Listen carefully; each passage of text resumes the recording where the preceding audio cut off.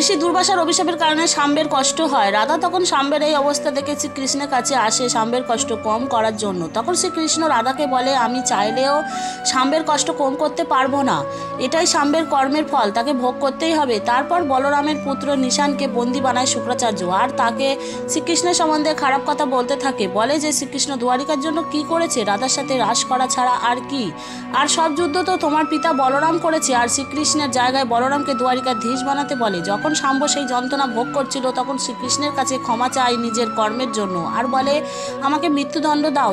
তখন নিশান দ্বারিকায় এসে একটি সভা ডাকে, যেখানে একদিনের জন্য বলরামকে দ্বারিকাধীশ বানাতে বলে। এই কথা শুনে তার মাথায় একটি চড় মারে। নিজের অপমানের বদলা নিতে শুক্রাচার্যের দেওয়া ওষুধ শাম্বকে খাওয়ানোর কথা ভাবে, যেখানে সে সফল হয়। সেই ওষুধ খাওয়ানোর পর শাম্বের আরও কষ্ট হতে থাকে, আর তার ভিতরে সব হিংসা, রোগ, ক্ষোভ, ভোগ সব কিছু লোহার মুষলের রূপ নিয়ে জন্ম নেয়। আর সেই মুষল ছিল শ্রীকৃষ্ণের দ্বারিকার ও যদু বংশের বিনাশের কারণ।